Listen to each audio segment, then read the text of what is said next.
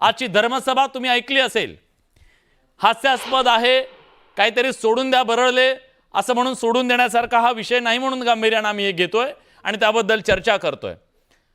पण माणसं मेली तर मरू द्या, पण कबूतर जगले पाहिजेत, ही जी भूमिका आहे, एका बाजूला अहिंसेचं तत्व सांगायचं आणि दुसऱ्या बाजूला ही भूमिका मांडायची, या सगळ्याला काय म्हणावं? खरं तर याला काय म्हणावं, तर याला मूर्खपणा हा एकच शब्द आहे. मला असं वाटतं की ज्या पद्धतीने ही धर्मसभा वगैरे मी सगळं पाहतोय ते, आणि एका बाजूला हसू येतंय, पण मगाशी विलास म्हटल्याप्रमाणेच असं आहे की हे गंभीरपण आहे, ह्याला हसून सोडता येणार नाही.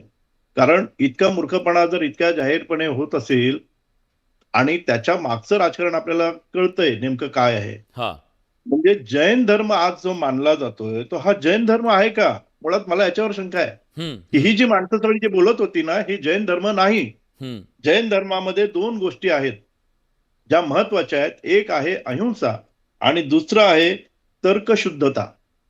जैन धर्मामध्ये तर्कशुद्धता आहे.